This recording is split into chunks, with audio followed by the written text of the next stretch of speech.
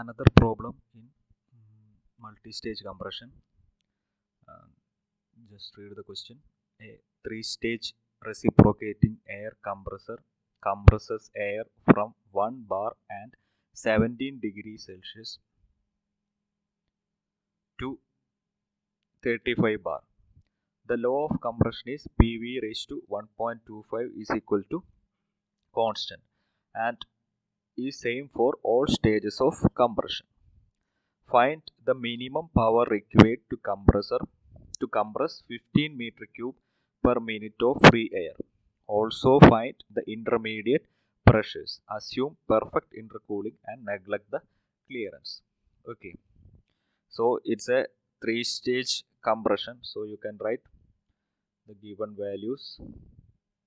The three-stage. So Z is equal to 3. Compresses air from 1 bar and 70 degrees Celsius. That means the initial conditions P1 is equal to 1 bar and T1 is equal to 17 degree Celsius.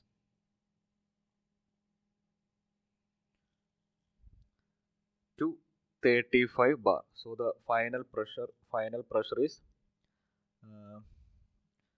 35 bar. So suppose I'm considering 1 to 2 is the first stage compression, 2 to 3 is the second stage, and 3 to 4 is the fourth stage compression. So this 35 bar means P4 will be your final pressure. Okay. ഇങ്ങനെയാണ് പേര് കൊടുത്തതെന്ന് assume ചെയ്തു. First stage pressure P1 നിന്ന് P2ലേക്ക് first stage, then അവിടെ നിന്ന് P3ലേക്ക് second stage, then ഫോർത്തിലേക്ക് P4ലേക്ക് third stage. So P4 is equal to 35 bar or PZ plus 1. P3 ആണ് number of stages, so P4 ആണ് 35 bar. The law of compression is PV raised to 1.25. So N is equal to 1.25. This is this value is same for all the three stages. Find the minimum power required. So you have to calculate power required, minimum power. Okay, that's question. Direct equation namukku. So we can directly substitute the values in the equation. Find the minimum power required to compress 15 meter cube per minute of free air. So initial volume flow rate, initial free air അല്ലെങ്കിൽ initial suck ചെയ്യുന്ന volume എന്ന് പറഞ്ഞാൽ volume flow rate ആണ്, is equal to 15 meter cube per minute ആണ്. Okay, or ഇതിനെ നമുക്ക് സാധാരണ per സെക്കൻഡിലാണ് പവറും ഒക്കെ കണ്ടുപിടിക്കുന്നത്. So 15 meter cube per 60 second എന്ന് എഴുതാം. Okay. Also find the intermediate pressure. So you have to calculate intermediate pressures also. Intermediate pressure നമുക്ക് PV ഡയഗ്രാം വരച്ചാൽ ഏതൊക്കെയാണ് കണ്ടുപിടിക്കാൻ പറ്റും.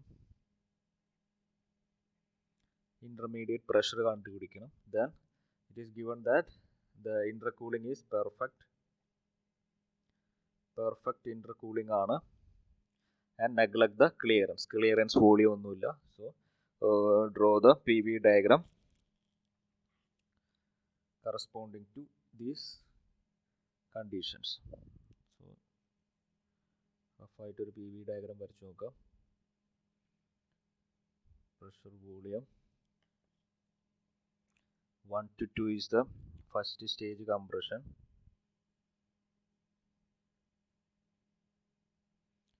1, 2. Okay.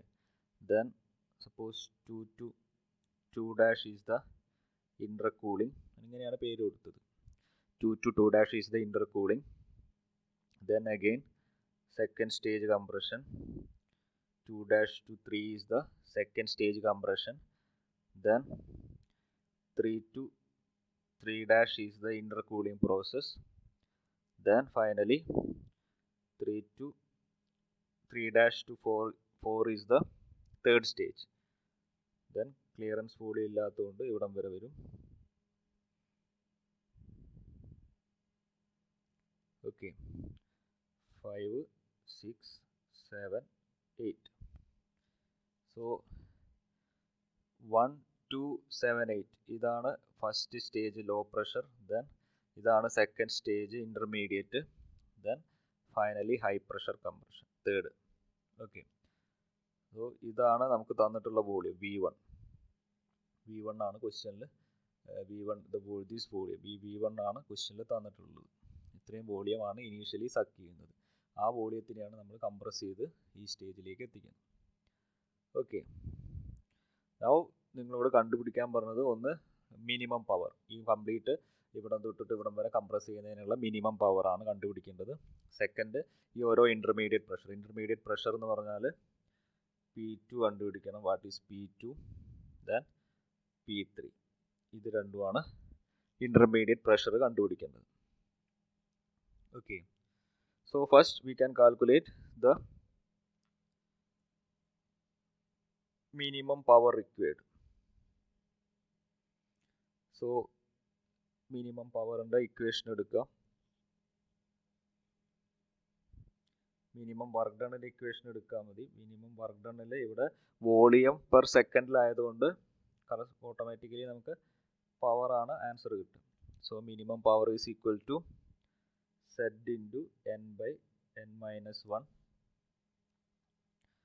Into P1 V1 flow rate ആയതുകൊണ്ട് ഡോട്ട് പെർ സെക്കൻഡ് ആയതുകൊണ്ട് ഞാൻ ഡോട്ട് ലെറ്റർ കൊടുത്തു, multiplied by P(Z+1) P1 whole raised to N-1 Zn-1.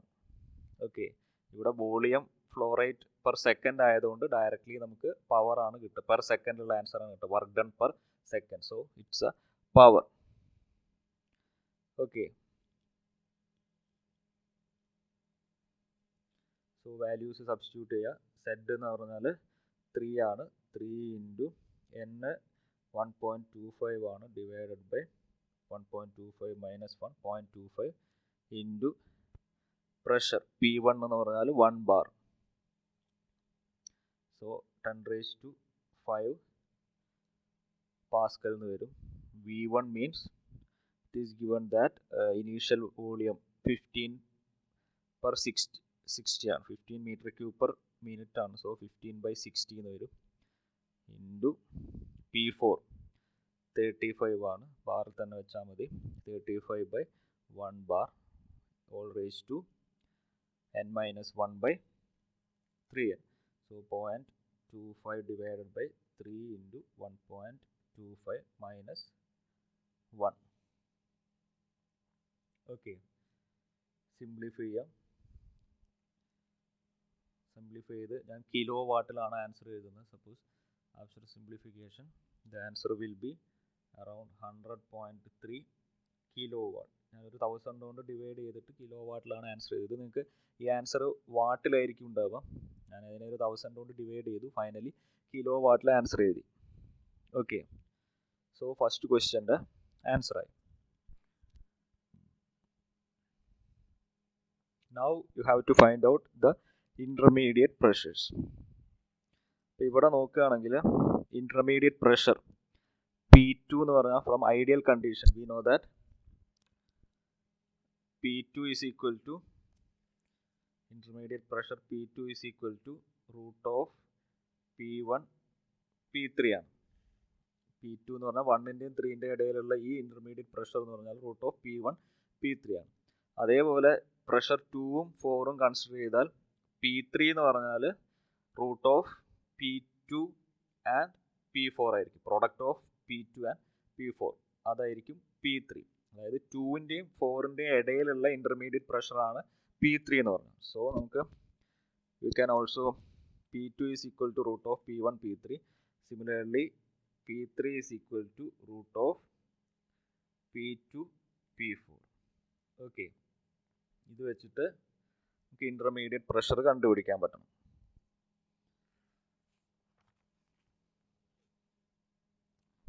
So for perfect intercooling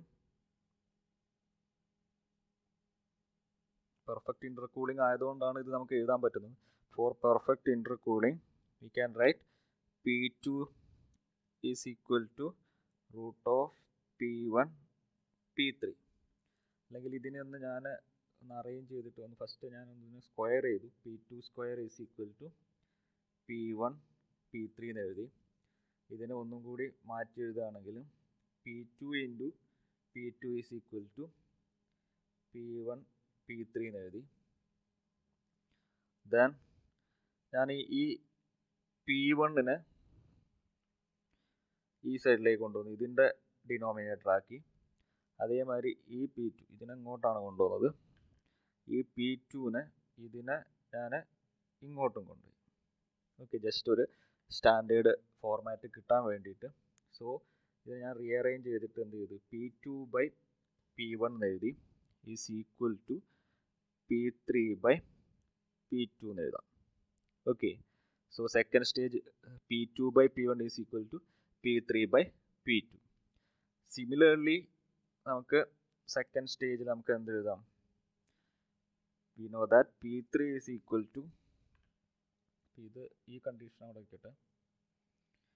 okay, next problem തൊട്ട് നിങ്ങൾ ഇത് എങ്ങനെ കിട്ടിയെന്നൊന്നും ആലോചിക്കേണ്ട, ഈ ഒരു ഇക്വേഷൻ മാത്രം യൂസ് ചെയ്താൽ മതി.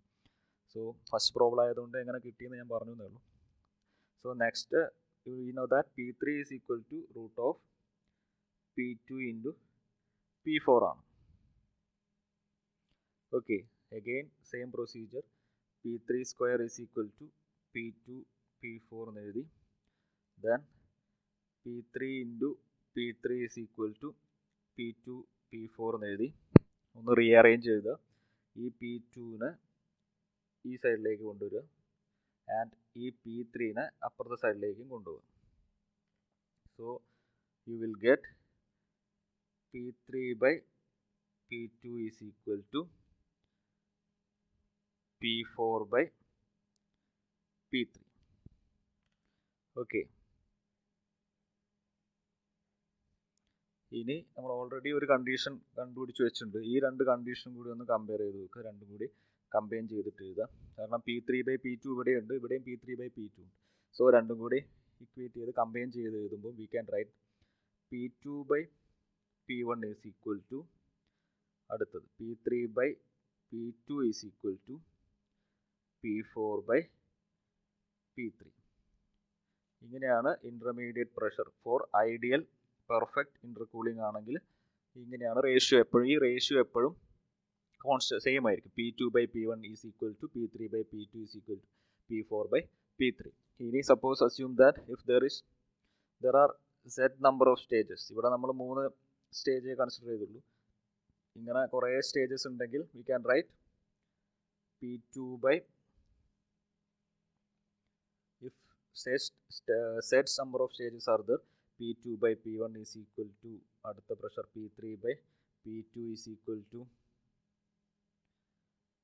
P4 by P3 is equal to P5 by P4 is equal to, ഇങ്ങനെ എത്ര സ്റ്റേജസ് ആണോ ഉള്ളത്, ഇപ്പോൾ സപ്പോസ് സെറ്റ് സ്റ്റേജസ് ആണെങ്കിൽ അത്രയും നമുക്ക് എഴുതാൻ പറ്റും.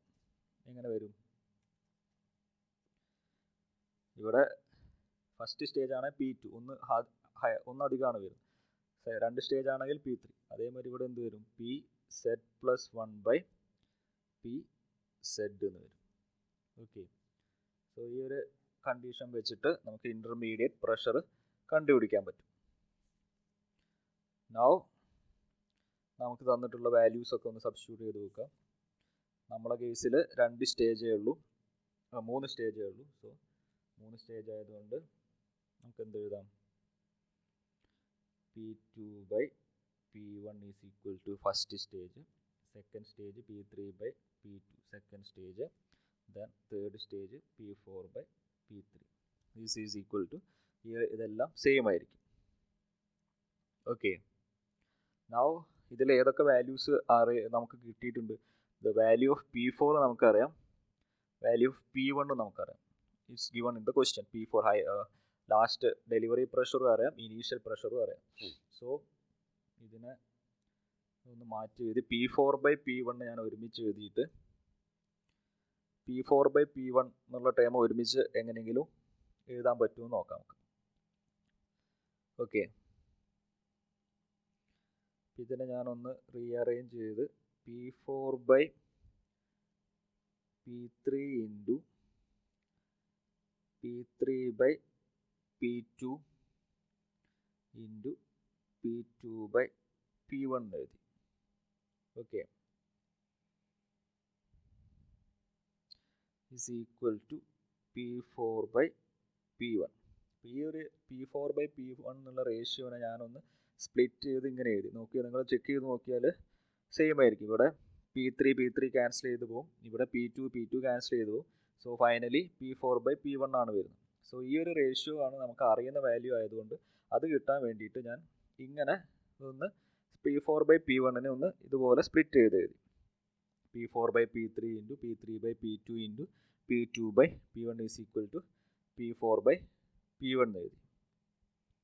ഓക്കെ, ഇനി നമുക്കറിയാം ഈ ratio P4/P3, P3/P2 and P2/P1 അത് എപ്പോഴും എന്താണ്, സെയിം ആണ്. ഈ റേഷ്യോ എപ്പോഴും സെയിം ആണ്. സോ ഈ വാല്യൂ മൂന്നും എപ്പോഴും സെയിം ആണ്. ഞാൻ ഇപ്പം നമുക്ക് എന്ത് ഈ P4/P3 നമുക്ക് എന്ത് എഴുതാം, ഇതിനെ ഞാൻ P2/P1 തന്നെ എഴുതി, സെയിം ആയതുകൊണ്ട്. P3/P2 ഞാൻ P2/P1 എഴുതി ഇൻറ്റു P2/P1 എല്ലാം സെയിം ആണ്, ഈസ് ഈക്വൽ ടു P4/P1 കിട്ടും. സോ ഈ റേഷ്യോ P4/P3 എന്ന് പറഞ്ഞാലും P2/P1 സെയിം ആണ്, P3/P2 എന്ന് പറഞ്ഞാലും P2/P1 ആണ്, P2/P1 എന്ന് പറഞ്ഞാലും P2/P1 ആണ്. From our perfect intercooling condition. ഈ ഒരു കണ്ടീഷൻ നമ്മൾ ഓൾറെഡി ഡിറൈവ് ചെയ്ത് വെച്ച ഈ ഒരു കണ്ടീഷനിൽ P3/P2നും P4/P2നും എല്ലാം P2/P1 തന്നെ സബ്സ്റ്റിറ്റ്യൂട്ട് ചെയ്യാം. സോ നമുക്ക് എന്ത് കിട്ടും, so our final expression will be P4/P1 is equal to P2/P1 whole cube എന്ന് വരും. Okay, or P2/P1 is equal to P4/P1 whole raised to 1/3. Okay, so therefore P2 is equal to P1 into P4/P1 whole raised to 1/3. So P1 നമുക്കറിയാം, P1 is 1 bar. എല്ലാം ബാറിൽ തന്നെ substitute ചെയ്താൽ മതി. നമുക്ക് final answer ബാറിലായിരിക്കും കിട്ടുക. 1 bar into P4 എന്ന് പറഞ്ഞാൽ 35 ആണ്, 35/1 ഹോൾ റേസ് ടു 1/3. സിംപ്ലിഫൈ ചെയ്ത് നോക്കിയാൽ 3.27 bar എന്ന് വരും. So the intermediate pressure is 3.27 bar. So P2ൻ്റെ ആൻസർ കിട്ടി. ഇതാണ് ഒരു ആൻസർ. ഓക്കെ, ഇൻ്റർമീഡിയറ്റ് പ്രഷർ കണ്ടുപിടിക്കാൻ പറഞ്ഞാൽ ഒന്ന് P2 ആണ്. Now you have to calculate P3 also. അടുത്ത ഇൻ്റർമീഡിയറ്റ് പ്രഷർ P3 കണ്ടുപിടിക്കണം. ഓക്കെ, അഗെയിൻ ഐഡിയൽ കണ്ടീഷൻ എടുക്കുക. We know that P3/P2 is equal to P4/P3 ആണ്. ഫ്രം ദിസ് P3 ആണ് നമുക്ക് വേണ്ടത്. P3² is equal to P2 into P4 ആണ്, നമുക്ക് അറിയുന്ന കണ്ടീഷൻ തന്നെയാണ്. So P3 is equal to root of P2 P4 ആണ്. സോ P2 നമ്മളിപ്പം കണ്ടുപിടിച്ചു, P4 നമുക്ക് ക്വസ്റ്റ്യനിൽ തന്നിട്ടുണ്ട്. P2 is 3.27 and P4 is 35. So simplify ചെയ്ത് കഴിഞ്ഞാൽ it is around 10.7 bar. Okay, that's the second answer. ഇതാണ് ക്വസ്റ്റ്യനിൽ ഒന്ന് ചോദിച്ചിട്ടുള്ള ആൻസർ. സോ നമുക്ക് മിനിമം വാല്യൂം ഇൻ്റർമീഡിയറ്റ് പ്രഷറും കണ്ടുപിടിക്കാൻ പറ്റി. അപ്പോൾ ഇതിൽ ഒന്ന് ഓർമ്മിച്ച് വെക്കാനുള്ളത്, പുതിയൊരു കണ്ടീഷൻ എന്ന് പറഞ്ഞാൽ ഈ ഒരു റിലേഷൻഷിപ്പ് ഓർമ്മിച്ച് വെക്കുക. എത്ര സ്റ്റേജ് ഉണ്ടോ അത്രയും സ്റ്റേജിൻ്റെ പ്രഷർ പെർഫെക്റ്റ് ഇൻ്റർകൂളിംഗ് ആണെങ്കിൽ ആ റേഷ്യോ, ഈ റേഷ്യോ പ്രഷറിൻ്റെ റേഷ്യോ, കംപ്രഷൻ റേഷ്യോ എപ്പോഴും സെയിം ആയിരിക്കും. സെയിം റേഷ്യോയിലാണ് കംപ്രസ് ചെയ്യുക. ഓക്കെ, ബാക്കി പ്രോബ്ലംസ് നമുക്ക് പിന്നെ ഡിസ്കസ് ചെയ്യാം, അടുത്ത ക്ലാസ്സിൽ ഡിസ്കസ് ചെയ്യാം. ഇത്രയും ഒന്ന് നിങ്ങൾ ചെയ്തു നോക്കുക. ഓക്കെ.